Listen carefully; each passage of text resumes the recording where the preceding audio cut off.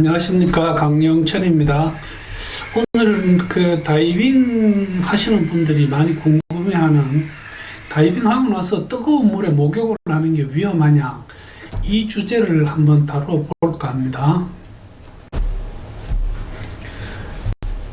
실제로 제가 지난 약 16, 7년 동안 이 다이버들을 위한 어떤 긴급 전화 서비스를 계속 해왔는데, 그 중에서 이 다이빙 후에 뜨거운 물에서 찜질을 하고 나서 좀 문제를 일으킨 그런 경우의 전화를 몇 차례 받았습니다. 그 중에 좀 대표적인 거 두 가지를 소개해 드리자면, 경북 영덕에서 있었던 일이고요.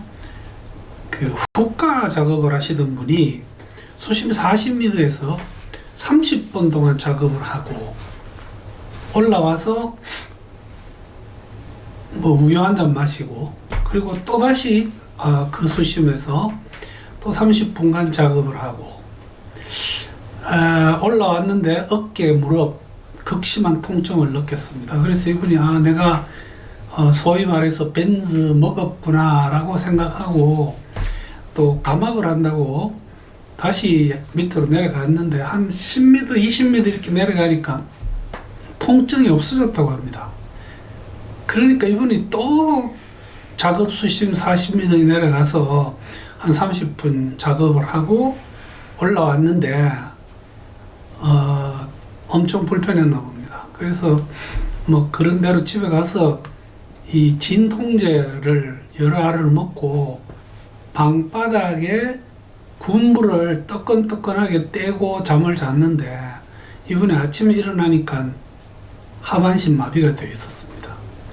그래서 그때 연락받고 당시만 해도 지금 민간 챔버가 운영이 안 될 때고 해서 진해에 있는 해군 챔버로 가시라고 내가 이야기한 적이 있고, 이분은 사실은 이 하반신 마비가 그 이후로도 풀리지 않았습니다. 또 다른 문제도 있었지만, 첫째는 다이빙 자체가 문제가 됐고, 그 다음에 그 다이빙 이후에 그날 밤에 했던 어떤 그 내용이 별로 좋지 않았던 것 같습니다. 또 하나는 이거도 울진에서 다이빙하고 그 전화를 받았었는데, 이분이 다이빙하고 나오자마자 어떤 큰 가마솥 같은데 물을 뜨끈뜨끈하게 데워 놓는다고 합니다. 거기에 들어가서 10분 정도 앉아 있었다 그래요. 엄청 추웠던가 보죠. 그러고 나서 마치 팔꿈치 쪽에 통증이 많이 심해가지고 연락이 왔습니다. 본인이 테니스도 친다고 합니다. 그래서 자기가 혹시 다이빙 하는 거하고 테니스 엘보 오는 게 관계가 있겠냐는 그런 질문을 하셨어요. 이분은 테니스 엘보는 어차피 팔꿈치가 통증이 오는 게 맞죠. 근데 꼭 다이빙 하고 나서 오는 게 아니죠. 그래서 다이빙하고 나서 오는 모든 통증은 일단은 감압병으로 간주하는 게 맞겠습니다. 그래서 다이빙 후에 어떤 뜨거운 물에 목욕을 하는 경우에 대해서 좀 정리를 하기 위해서 주제를 이 다이빙 직후에 들어가는 뜨거운 물, 그 다음에 이 다이빙 후에 올 수 있는 추가적인 감압병 유발 인자를 한 번 더 정리했습니다. 그리고 이 다이빙 후에 우리가 어차피 몸속에는 질소 버블이 섞여 나와 있습니다. 근데 이게 결국은 어떤 식으로 진행이 돼야 하는지 한번 정리해보고, 그래서 다이빙 후에 뜨거운 물에 들어가는 어떤 결론적으로 어떻게 하는 게 맞는지를 나름 한번 정리해봅니다. 다이빙 직후에 저희들이 뜨거운 물에 들어가는 경우들은 목욕탕의 뜨거운 열탕이 있을 거고요.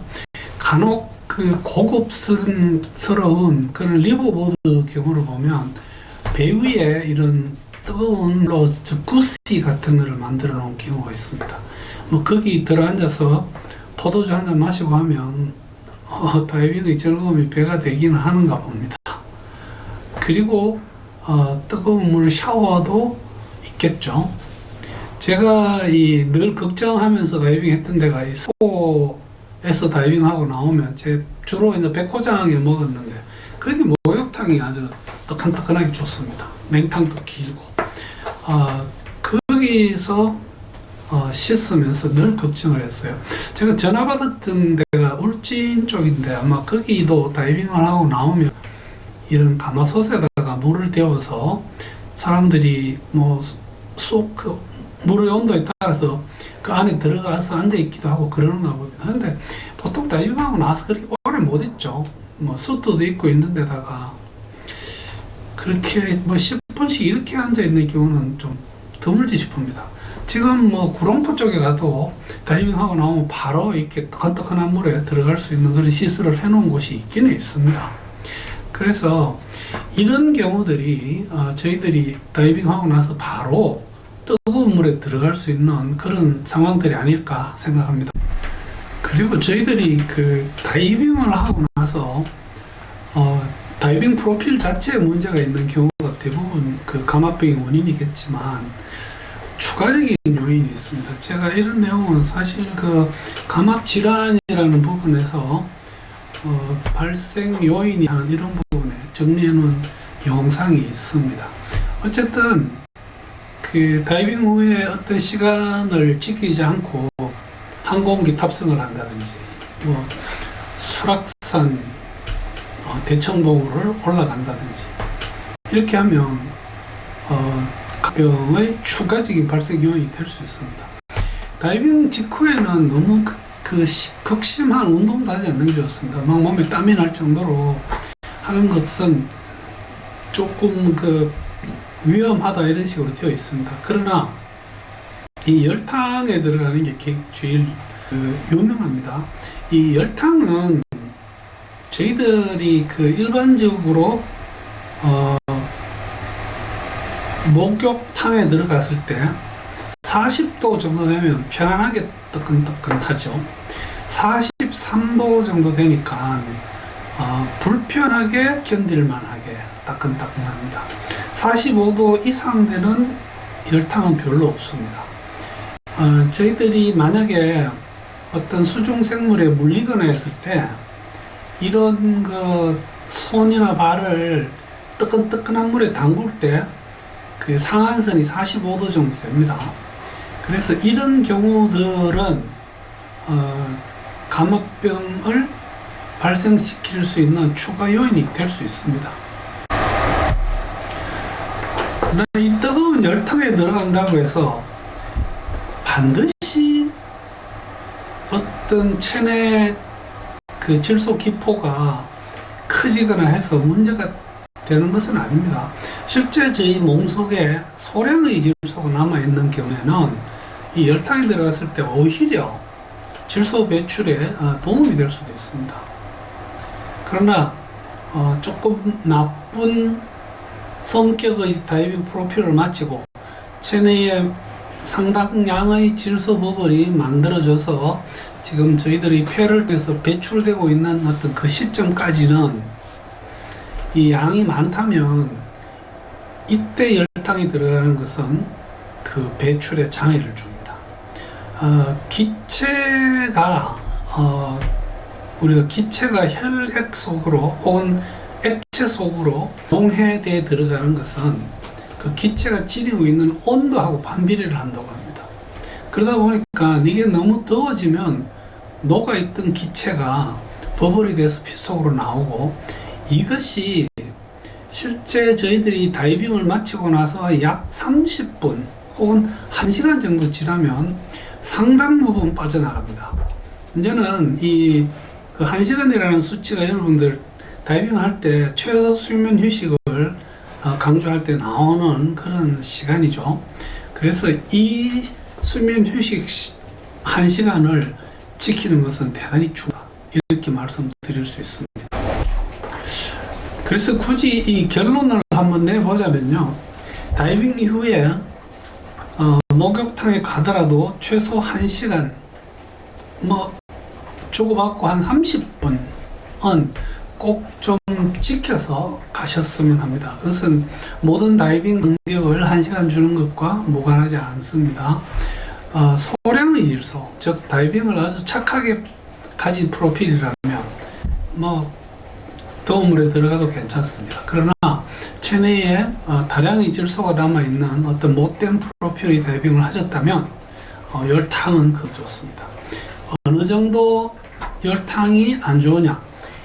40도가 넘어가면 저희 몸에 있는 혈액이 피부에서부터 데워져서 심장, 즉 저희들이 중심 체온이 38도 정도 되기 시작하면 온몸에서 땀이 나기 시작합니다. 이때부터 위험성이 존재하게 됩니다.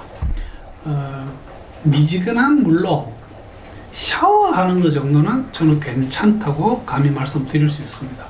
그것까지도 문제가 된다고 말씀드릴 수는 없을 것 같습니다. 예, 그래서 오늘은 그 다이빙 후에 그 뜨거운 물에 목욕을 하는 것에 대한 다이버들의 우려에 대해서 한번 정리를 해봤습니다. 그래서 그 열탕은 어느 정도를 열탕이라고 하느냐? 결론은 저희 몸의 체온이 중심 체온이 더워져. 그것은 온도와 시간이 관계 있을 거고요.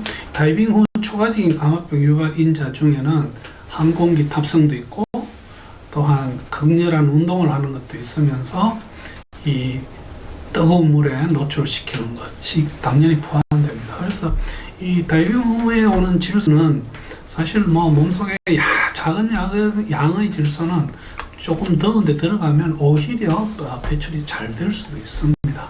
그러나 많은 양의 질소 버블이 있을 때는 그렇지 않습니다.